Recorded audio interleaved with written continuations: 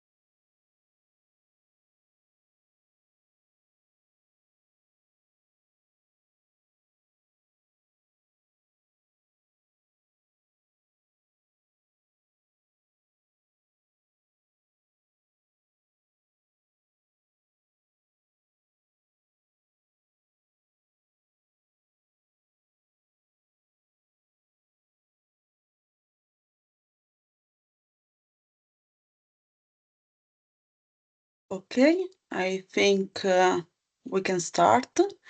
So, good morning, everyone, and welcome to the 5th webinar of Energy Talk promoted by Agistin, i-Stentore, Synergies, and Tulip. I'm Serena Varliero. I'm an environmental engineer that working from RINA as an engineer for carbon reduction on mainly RCA project that are both of industrial and research project like Agistin is. Today we will discuss about the energy storage and how the life cycle assessment can help us by improving safe distribution among all the possible storage technologies. In this webinar, I'll be joined by an Agistin colleague, Fernando Porgoa from Cardiff, who has developed a framework for the life cycle assessment in the Agistin project in general in the storage facility of renewable energy. And we will join by Angel Parades Parilla from University of Malaga. I hope the surname was right pronounced, sorry. And he will represent the i-Stentore project. And moreover, Maria Fotopoulou will join us, that she's cooperating with the CERT for Research and Technology Hellas, and in the Synergies project. And thank you all for joining us today and participating. Yeah, sorry, these are all the people. Before starting our project, I would like to break the ice with a pool that we will use Slido to introduce it. I think that you should find it in the chat.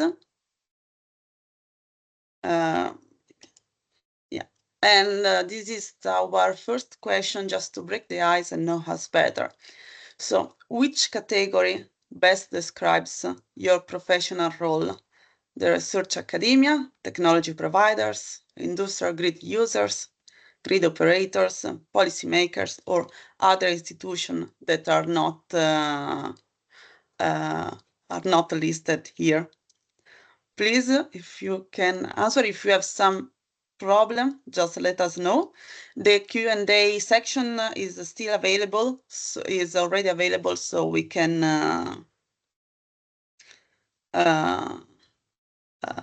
you can have question, and if you have any problem, you can interact with us.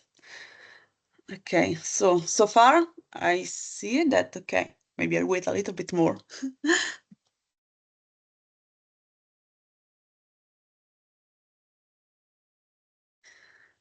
Okay, yeah, people are still answering to that, but I say that the 70% of the people are involved in the research or the academia, even if we have some technology providers and people involved in the grid operations, and even someone in the policymakers field. And it's always a good thing to have somebody involved in the policy when all the other people are involved only in research.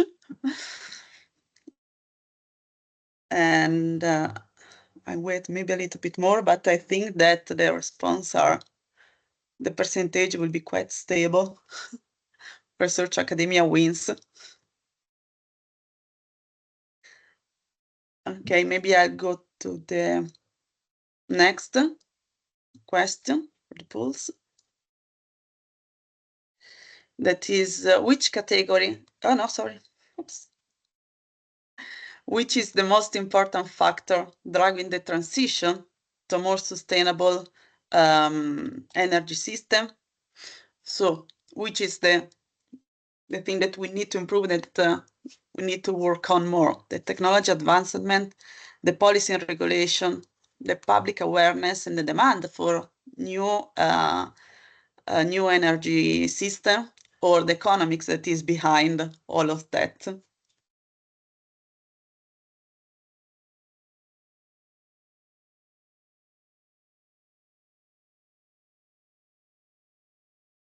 Okay, I'll wait just 1 minute for everybody to answer.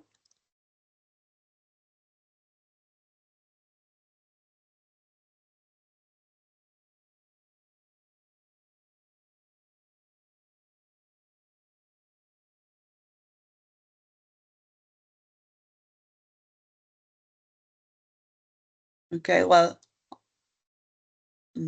I think that most of us, and including myself, think that the most important driving factor will be the policy and regulation that still need to be maybe addressed, while and secondly, the market economics that will regulate it. While most of us think that we are ready, technologically at least, to improve the challenge that we need to face and the new system that we are going through. While everybody thinks that the policy is not an issue because nobody voted for the public awareness. So people knows that this is necessary and that is always a good thing to hear. So I think we can maybe move to the next. That is, which is the challenge that is the great obstacle to the transition? So scaling up the renewable energy generation, phasing out the fossil fuel that is still quite present in our system, at least in Europe, I can say, expanding our storage capabilities, on enhancing the efficiency and resilience of the distribution system.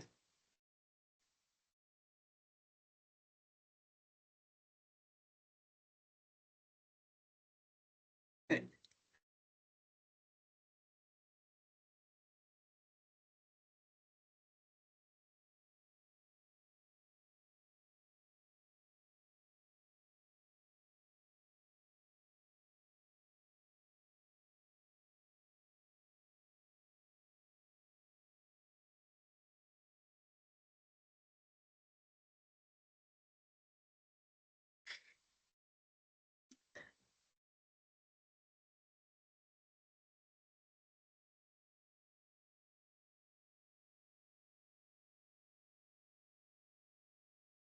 Okay, here I think that the people are more divided in their opinion because the last two options are winning with the both with the 35% of answer about the necessity of expanding our storage capabilities and enhance the efficiency of the new system, while the scaling up and phasing out the fossil fuel is less a problem according to this poll.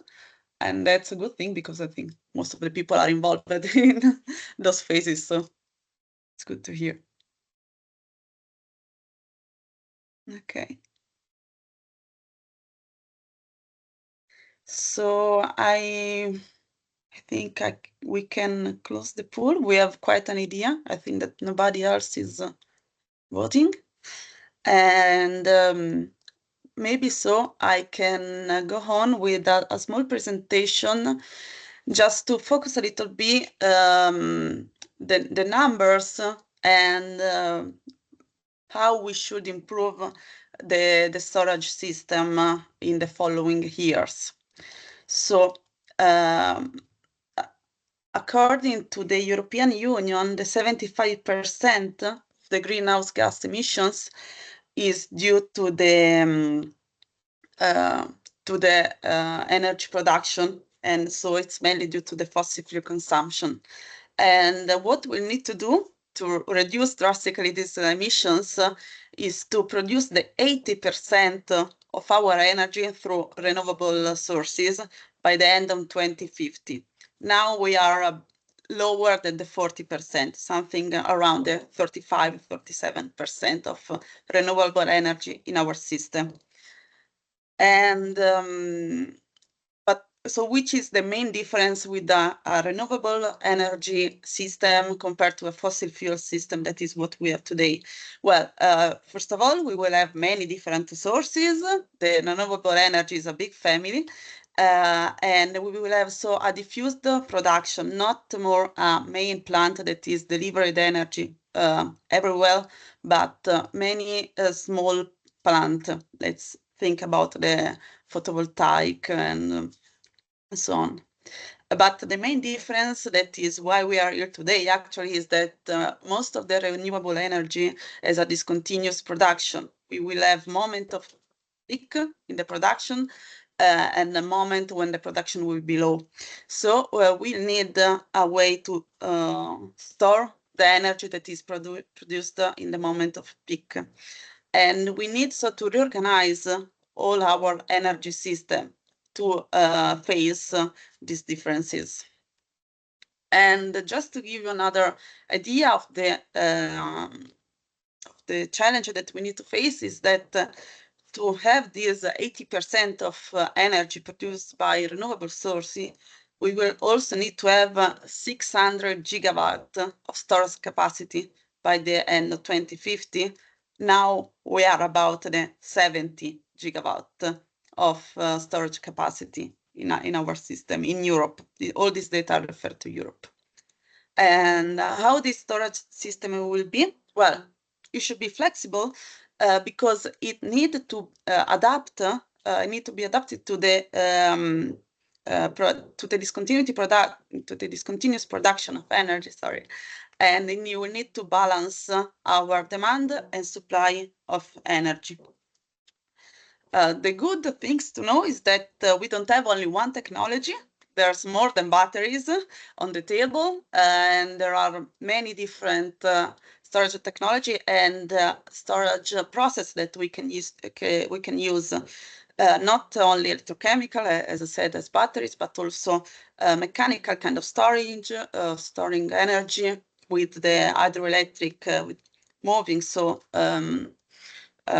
water and stored energy as potential energy, or through chemical energy thanks to production of hydrogen and other chemicals.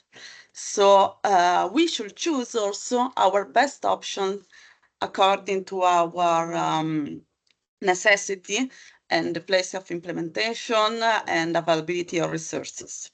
So I think that to this we will answer, I think partially at least, thanks to the projects that we are going to explore today. The first one is the Agistin project that will focus on how to enhance advance the integration of the new system of storing energy and the electric grid. Then we will focus on the i-Stentore project that wants to integrate many storage solutions in different source applications, developing not only a technological framework, but focusing also to environmental impact and business and regulation assets.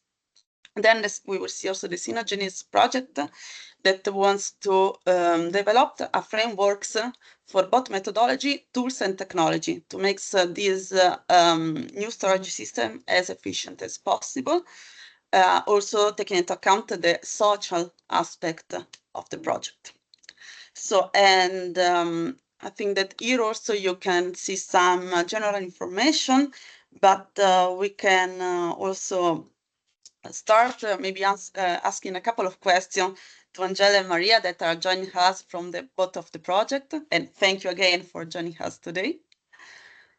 And maybe I can start asking something to Angela from the i-Stentore project and about how are you addressing the environmental concerns and sustainability in this project. Yeah, thank you, Salem, for organizing this fantastic webinar. And in i-Stentore, we are doing some hybrid energy storage systems solutions to try to address this environmental concern and sustainability. So what we are trying to do in i-Stentore is trying to assess different energy storage technologies together with some existing assets like PV generation, some wind, even some furnace. We have some thermal energy storage over there, trying to optimize all together to try to address this environmental concern that we are addressing we are having today in today's power system. On top of that, we are building some indicator-based framework to monitor all of this, so we are sure 100% that we are on the right track. Thanks a lot. We look forward for your presentation. And now I have a question also for Maria, and about which are the main storage technologies that you are exploring with your demo sites. And in your opinion, this is a very difficult question, actually. Do you believe that one will emerge as a leading solution? Thank you for this question. Hello from my side. In the Synergenis projects, we have 6 demo sites, and each of them has different storage systems. So we cover many kinds of scales and types of usage. We have, for example, batteries, we have flywheels, hydropump storage systems, hydrogen storage systems, and so on. And yes, in my opinion, the one that will emerge, I mean, we already know about the batteries, but the one that will emerge due to the need for large-scale applications is the hydropump storage. I think that eventually it will, progress. Okay, thanks. Thanks a lot for this interesting view, also because I think that this in particular is one of the storage technology that is not so well known to the public, at least. So it's very interesting.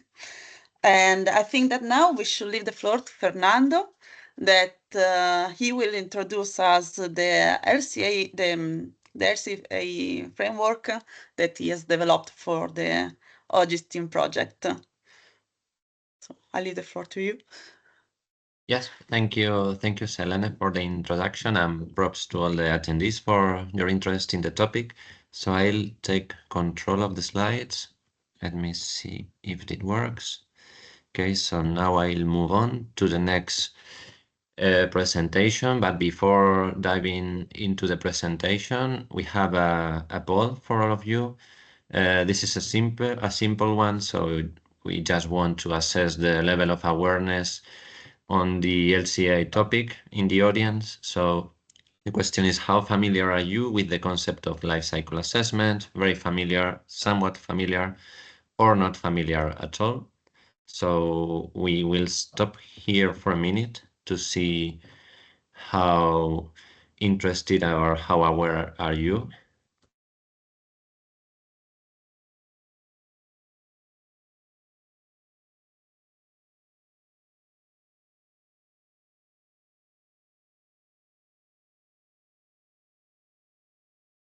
Okay, so we have in general, most of the people are somewhat familiar. We have some people that are very familiar with the topic, so probably this will be a basic presentation for you, but it's always good to have a refresher. So most of the people is somewhat familiar with a 63%, and just a small percentage of people is not familiar at all. So this is good because this will be a light introduction to the concept of the LCA and the application in the Agistin project. Okay, so now the percentages are stable. So I will stop here and move on to the presentation. Thank you for voting. Okay, so coming back to the presentation, as I said, this is going to be a light introduction to the life cycle assessment concept, the framework and standards, and our approach in Agistin. Basically, I structured the presentation in these three main points: the fundamentals, the framework and standards, and then how we understand the LCA for energy storage systems in the Agistin project. So formally, life cycle assessment is defined as a structured method that quantifies all relevant emissions and resources consumed and related environmental impacts associated with the whole life cycle of a product, process, or service. So this is the formal definition, but in summary, it is a tool to assess environmental impacts of a system across the whole life cycle, from the extraction of raw materials, the distribution, manufacturing stage, the end of life. So trying to capture all the impacts across the whole life cycle of the system. And here also in the right, you can see the different boundaries or limits that we have in this type of analysis, depending on the steps that are included in the assessment. So we have cradle to grave, if we consider the whole life cycle, and then gate to gate for a single step, and cradle to gate, which is in between. So this is just to give you an idea of the types of LCA depending on the steps considered. And why is it important to have this life cycle perspective? Well, first of all, because it allows to account for multiple impact categories. For example, water use, resource use, toxicity, eutrophication. So a whole set of categories that go beyond just the carbon emissions, which allows us to step out of the carbon tunnel effect. So, but yeah, don't get me wrong, the greenhouse gas emissions are a key topic in the transition to a decarbonized economy, but sometimes when we focus as practitioner in just a single category and we neglect the rest of environmental effects, we can end up with a system that is imbalanced, and we are just generating impacts in different impact categories. So this is known as a burden shifting effect. And it's just a good example about the complexity of environmental issues, and that there is no single silver bullet, and we need to have a holistic view of all the impacts. And life cycle assessment right now is a hot topic for research and also for the companies, because it's the starting point for many different applications. So here I just listed a few of them. With the life cycle assessment, we can perform the hotspot identification. For example, for product design, we can identify the raw materials or the steps that contribute the most to the environmental impact. We can also use the LCA to perform footprint studies, such as the carbon footprint and water footprint evaluation. Environmental product declaration are also a very popular application. It's a type of eco-label that is used mainly for communication and procurement, especially in the construction sector. And the LCA can be also used for target setting, for eco-design processes, and also for reporting purposes. So many different applications that use the same tool in essence. And talking about the applications, we can also assess impacts that go beyond the environmental perspective. For example, we can include social and economic aspects, and in this way, we will be performing a complete sustainability evaluation, considering the three dimensions, the social, environmental, and economic. And for this, we have the social life cycle assessment, which identifies positives and negative social impacts across the value chain of a product or of a company, considering different stakeholder groups, for example, workers or local communities, and also different impact categories such as gender inequality, forced labor, income, and these kind of social aspects that are a bit more objective, but can be also assessed from a life cycle perspective. We have also the life cycle costing application, which it's pretty straightforward, evaluates the whole life cycle costs. And with this tool, we can also include the cost of externalities such as environmental impacts, which gives us a good overview of the costs across the whole life cycle. And there's a third application which is related to the LCA, which is the circularity assessment that evaluates how linear or circular a product, a system, or an organization is, considering aspects such as the use of resources, percentage of recycled materials, lifespan. So it's relatively more recent application, but it's now steered by an ISO standard under the 59000 family that was released at the end of 2024. And talking about standards for the life cycle assessment, we have two main standards, ISO 14040 and 14044, that define the main steps and the methodological requirements to perform a life cycle assessment. Apart from these two standards, there are frameworks or methodologies that deal with a single issue LCA, such as the Greenhouse Gas Protocol for carbon footprint studies, and there are also some frameworks for water footprint assessments. And on top of this, we have even different standards and initiatives at sector or country level. So as you can see, this is a complex landscape of standards, regulations, methodologies. So in response to this, the European Commission has been working for the last years in a methodology that tries to harmonize evaluation and reporting, combining all these methodologies, which is known as product environmental footprint and organizational environmental footprint, and tries to provide some guidelines for different product categories to make it easier to calculate and compare the results. But the impact and the applicability is still remains to be seen. So now I will briefly introduce the different steps according to these standards. The people that are familiar with LCA probably know this by heart. So we have 4 steps: the goal and scope definition, the inventory analysis, impact analysis, and interpretation. And this is an iterative process, which means that if we identify interesting results or deviation at some point, we can go back and refine the process and the results. The goal and scope definition is the very first step for any life cycle assessment study, and defines the framework that will steer the rest of the analysis and focuses on key aspects such as the functional unit, the context, the objectives, the requirements, and all these important concepts that are needed to develop a robust and consistent study. The next step is the inventory analysis, which is by far the most demanding step in terms of time and resources, because it needs to capture basically all the material and energy inputs and outputs of the system. So we need to collect data about the direct emissions, use of raw materials, energy consumption, water consumption, waste generation, and this for every process step. So as you can imagine, this is a huge amount of data that is required for the models and for the calculations.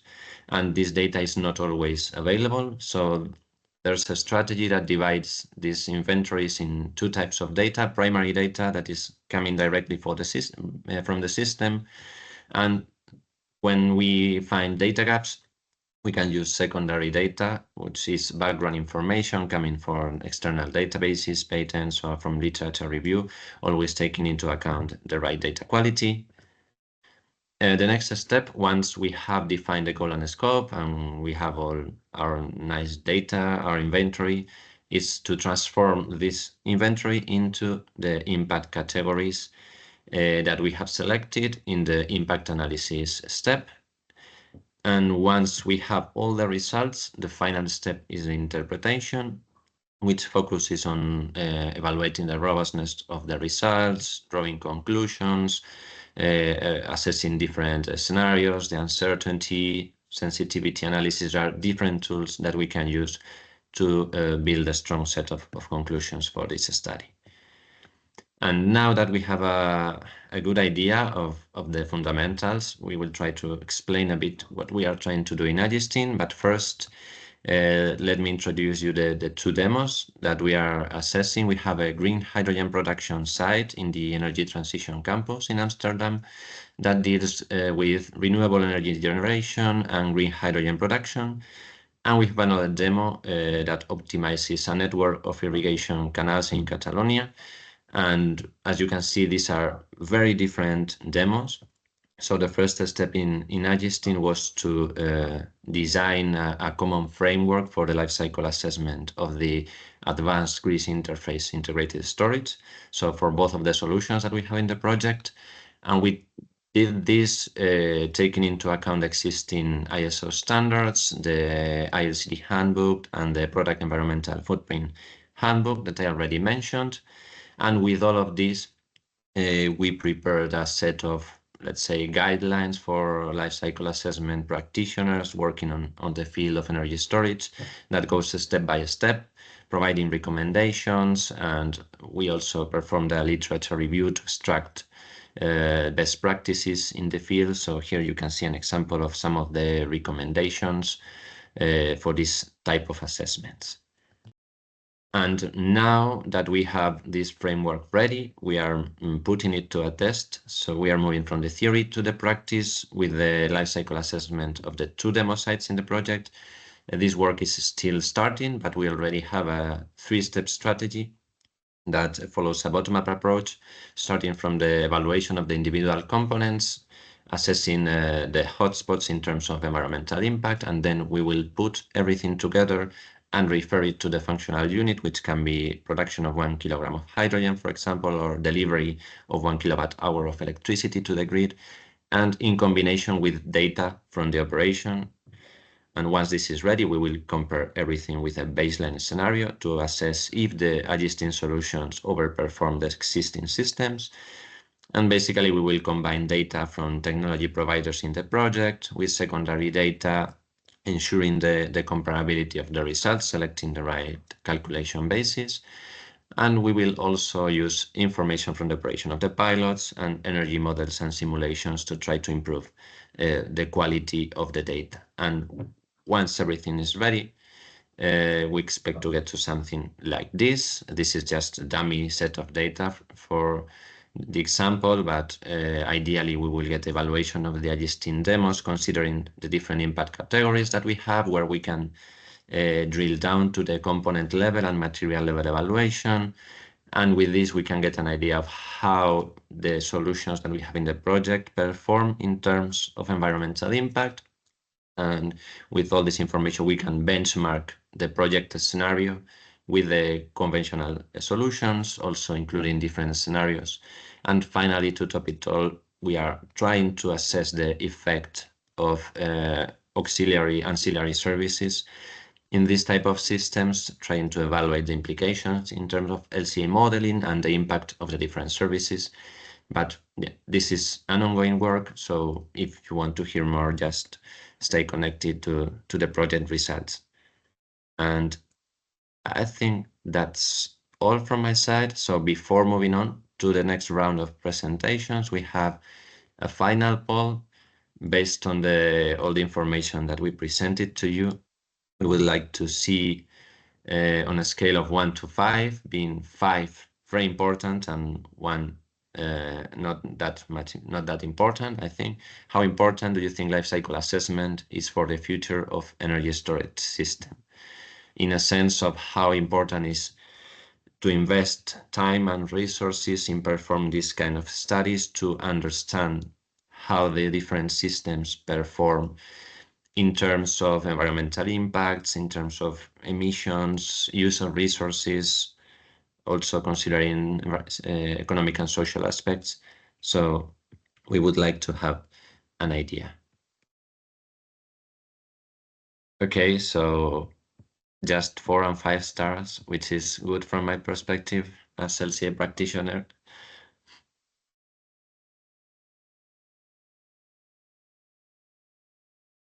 Okay, so yeah, no ones or twos, that's good. Most of the people think this is quite an interesting aspect of this kind of technologies, and from our side, I think it's critical to do these kind of evaluations because the technologies are there, but we need to address the actual implications and the actual impacts with comparing with existing systems. So thank you very much for considering this as an important topic. And I think that's all from my side. So Selene, I will give the floor back to you. Thank you very much. Thanks, Fernando, for your presentation. It was very interesting. And I think that now we shall move to the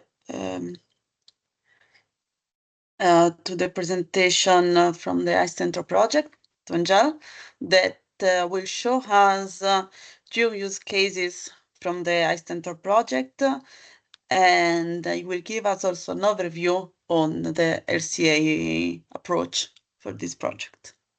Thanks. And yes, sorry. Thank you. Just to remind, Tell as me. is written in the chat, that the Q&A section is open. So if the public want to ask something, feel free.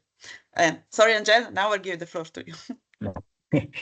Thank you so much, Selena, for this kind of introduction. So I will briefly introduce what we are doing in i-Stentore regarding batteries and trying to, let's say, move forward to this in this situation of challenging situation of environmental impact in power systems. So i-Stentore is trying to investigate how the hybridization of several different technology solutions can work together in the physical layer with again with also with the um, um, the digital layer. No? So we are trying to build this hybrid solution, not only in the physical connection, like involving the different technology together, but also trying to see, okay, how can we hybridize this energy storage solution with virtual layer so we can work together to enhance the overall efficiency of the system. The project aims to optimize these systems, also focusing on the reliability and trying to also look for cost efficiency and trying to extend assets license span. For example, some hydrogen. Where we have some electrolyzer there and we want to extend their lifespan as much as possible, trying using these hybrid storage solutions. In this setting, we are trying to design an open, as much flexible as possible reference architecture that is that we can actually enhance the renewable energy integration using this storage. No, this is really important, and we are not only looking into the technical details, but also in the business model details. No, so the reference architecture supports the 2 things: in the technical part, in the integration of the different technologies, but also the integration of new business model and new revenue streams for the storage operator. No, several different tools have been developed. One interesting one is the investment planning tool, which I believe is now available. The recordings of the presentation that was achieved, like I believe, last week. So I invite you all to check that investment planning tool. So as one of the examples as i-Stentore is trying to do. So moving forward, i-Stentore has like 5 different demo sites located in Slovenia for a molten glass case. Also in Italy, Luxembourg, Spain, and Portugal. And now we briefly introduced the Luxembourgese case and the Spanish case, as these are the 2 ones I'm most involved. Regarding the Spanish one, we are investigating a virtual energy storage power plant in which we hybridize lithium-ion batteries with with redox flow batteries all together, so we can enhance the operation of renewable energy storage, which are a run-of-the-river hydropower plant and some PV and wind power plant. No, so this framework enable us to firstly optimizing the ahead market and then go to the tertiary reserve market to try to get the most out of these renewables. This is the main point, to use the renewables as efficiently as possible and obtain as cost and reduce as reduced cost as possible of the operation of these plants. And last but not least, we are also looking for some flexibility services to the DSO if in case there is some congestion or on some voltage deviation, we can address that using these renewable technologies. We are doing so with some optimization. I won't enter into the different details. I leave you in the bottom of the slide the reference for a conference paper when I explain this in much more detail. So you can check that if you're more interested in how we model this approach using a multi-step algorithm and some different optimization techniques. Regarding the Luxembourgese case, this is way different from the Spanish one, no? Here we have some 2 different, only one energy storage system, but it is hybridized with an electrolyzer and some hydro PV photovoltaics. No, the farmers use this agro PV to give some shape to the crops. So when they are ready to be farmed, they turn around the PV panels so they can farm them. And we use this, let's say, innovative renewable energy system to integrate within the green hydrogen production, so we can at the end minimize the levelized cost of the hydrogen, considering also that the battery is able to provide some flexibility services, no? So for this case, we investigated a little bit more also regarding these 2 things, how the levelized cost of hydrogen, how the levelized cost of the electricity provision to the DSO is affected by the operation of the battery. All of this based in a cloud-based service, as you can see. Again, I leave you here the details for the conference where all of this is way more detailed. And last but not least, i-Stentore is also looking into monitor the sustainability and potential of the framework itself. And we are doing this with 2 different tools. The first one is an indicator-based framework in which we monitor the technological, environmental, social, and economic and governance steps, or let's say different categories. We categorize the different parts that we are going to evaluate, the different categories, and we build a lot of different indicators to monitor these categories. No? So we use these indicators to monitor and give an assessment of how sustainable and how what is the potential, technological potential or the environmental potential or sustainability regarding the social acceptance. Now we are doing this framework in one hand, and on the other hand, we are doing also some LCA. But this is right now really preliminary work done by some colleagues in LIST. And we are using EcoInvent for that. We are not as bad as Fernando introduced us in Agistin project, but we are trying to do our best also to incorporate this brief LCA into the sustainability and potential indicator framework, so we can give an overview of what we are doing overall. Yeah, that's pretty much from me. So please, if you have any question, feel free to write them in the chat. I will be really, really happy to answer. Thanks. Thank you for your presentation.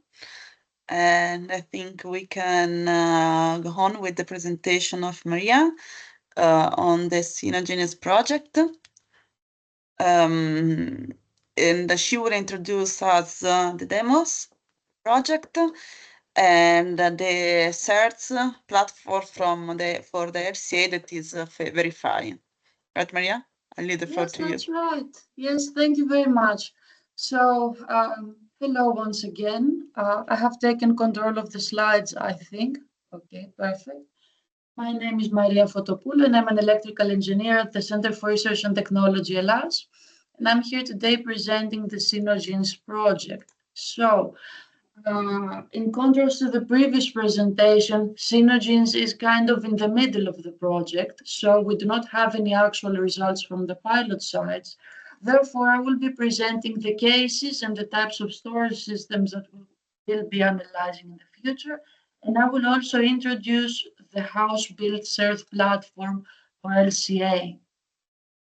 So, let's take it from the top. The Synogenes project started on January 2023 and will finish on 2026. And the purpose is to essentially analyze and optimize renewable energy and storage solutions. The latter is actually essential for energy stability and efficiency. So, for this purpose, we have developed the Syno Energy Toolkit, which is a versatile suite for modeling, monitoring, operation, integration, and assessment of innovative storage solutions. And we will be applying the Syno Toolkit in the 6 pilot sites of the project, which have different storage systems addressing different needs, different scales, and demand types. So essentially, we focus on the optimal storage integration. We focus on the demonstration of data-driven digital applications, also the demonstration of services to the system operators like the TSO, and of course we perform the socioeconomic and environmental impact assessment of the implemented solution. The first demo site is located in Maia in Portugal, and here the LCA-LCC focuses on industrial microgrid planning and operation with lithium-ion batteries and also vanadium redox flow batteries, which are more innovative. On the second demo site in Soria, Spain, we have 2 use cases. The first one is about district heating and cooling systems using geothermal storage. And the second one is about the provision of fast flexibility services to the distribution system operator using distributed energy storage technologies that are capable of such services, like the flywheel. The third demo site is located in Huesca, Spain, and here we have the production and storage co-optimization of power and hydrogen for an industrial local energy community. The fourth demo site is in Germany, in Herzberg, and we have an industrial facility with integrated heat and electricity storage. And then, of course, we have my favorite demo site, which is the fifth demo site on Ikaria Island, Greece. And I would like to say a few more words about this one because I'm particularly involved in the development. Ikaria Island is a non-interconnected Greek island, which has a particularly interesting storage system. In fact, it has a hydropump storage system of 3 reservoirs, as you can see in the figure here. And we're focusing on the optimal control of this hydropump storage system. And we're also focusing on the future interconnection between this island and the neighboring island, which is Samos. And last but not, least, we have the sixth demo site in Geneva, Switzerland, where we cooperate with the local public transport operator in order to optimize hydrogen usage in public transport and logistics. So these are the 6 demo sites. Of course, we have frameworks to assess their operation. We have technical KPIs. We have economic, environmental, and social KPIs, both general on project level, but also particular per demo site. And here you can see some of the main KPIs that interest us on LCA, LCC level in general. Namely, we have the reduction of energy bills for residential and industrial users due to self-consumption. We have the CO2 potential savings due to the optimal storage integration.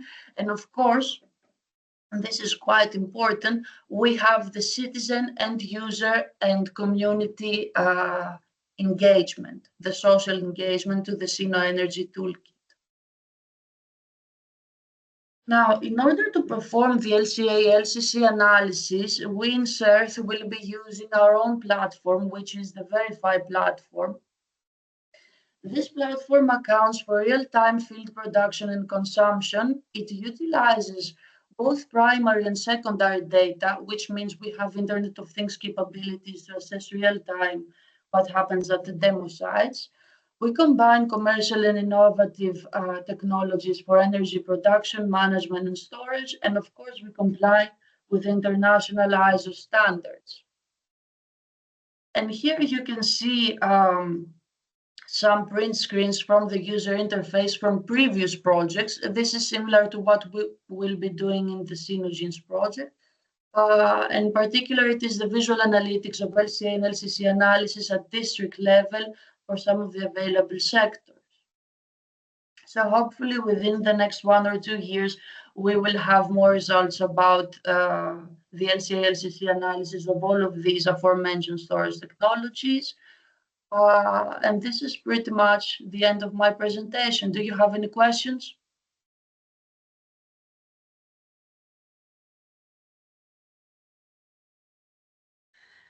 Okay, I think that we can move.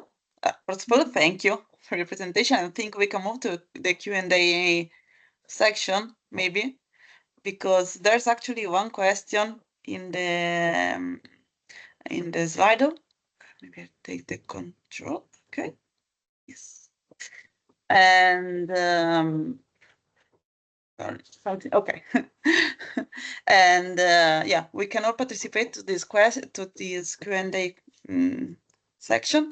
And there's one question for Fernando already. That is from the hydrogen storage and emissions. Does your framework include embedded emission from the generation infrastructure to power electrolysis? Yes, thank you, Jean-Pierre, for the question.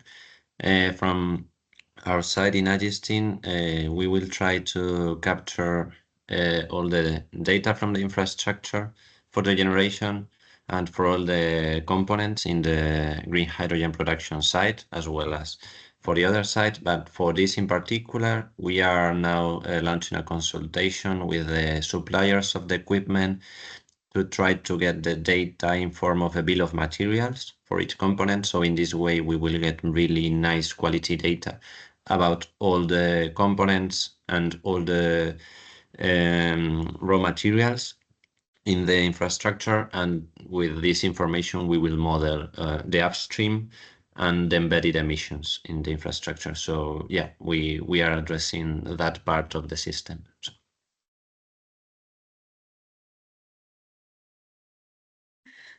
Thank you for your answer. And if somebody else want to ask something, please just step inside. And maybe I can just ask something that is more my curiosity, actually, for all the people that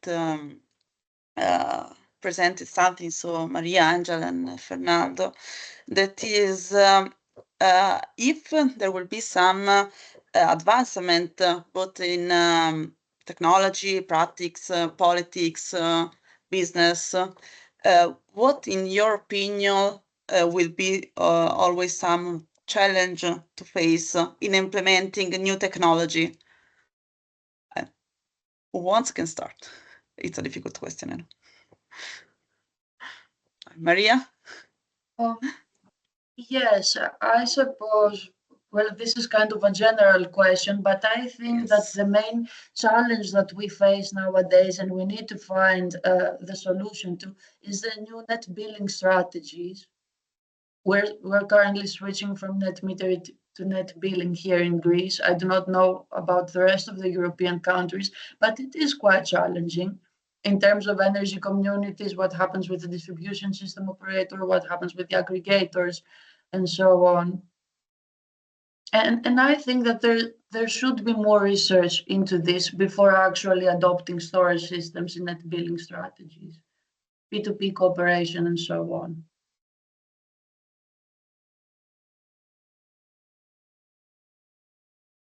Fernando?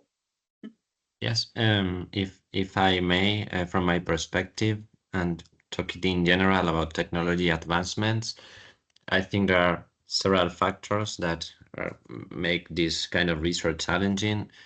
Sometimes we face legislative obstacles because technology goes way faster than legislation, and sometimes it's difficult to test things that are actually compliant. And then there's also the perception and the resistance to change. And here in this field, I think as environmental managers, and I think we need to do a good work of communication and having the right data to support not only the technical side, but also the impact related aspects. So, yeah.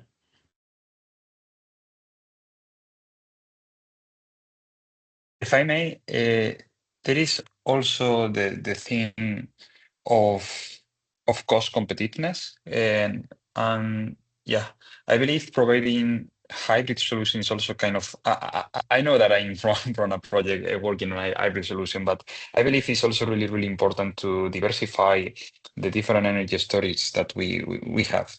I mean, we cannot rely on one single technology that extract all the different all the materials from one single location, because this is kind of can jeopardize the security of the grid. No, so working on different technologies that are and orchestrate different technology that can work together and can and also serve for a final purpose, which is the storage technology, and trying to maximize the renewable energy production is also really important. On top of all the points we comment, the regulatory uncertainty that we face today, on also the degradation or any other technological challenge, but also working on this hybrid solution is important from my point of view. Thank you all for your contribution. I think that you have raised many interesting points also because, for example, I'm an environmental engineer and I didn't find out environmental challenge, environmental problem, environmental topic that is not based on differentiate and involved many different solution. And this is always very challenging because it's much easier to work with one thing that is working, but it's what we need to do for the environment in general. And I think if I may add something, that also the LCA is the very good tool for addressing this, also because not only sum up many different environmental category, environmental impact, as Fernando introduced, but it can be used also for social impact and also life cost analysis. They will address, I think, all the topic and the compartment that we have faced in this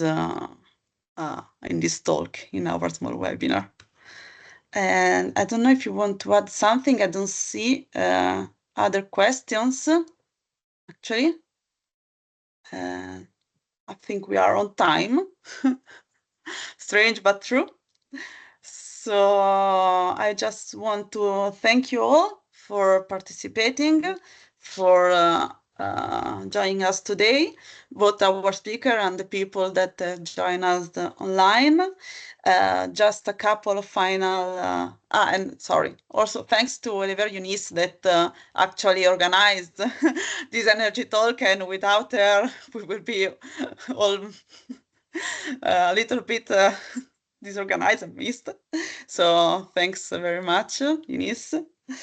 And so then next energy talk, I think it will be announced soon. So just stay tuned. Here are our QR code and reference for the channels, for Agistin channel, but also for the Agit project, other projects that we presented today. Yes, thank you all. I think that is all from my side.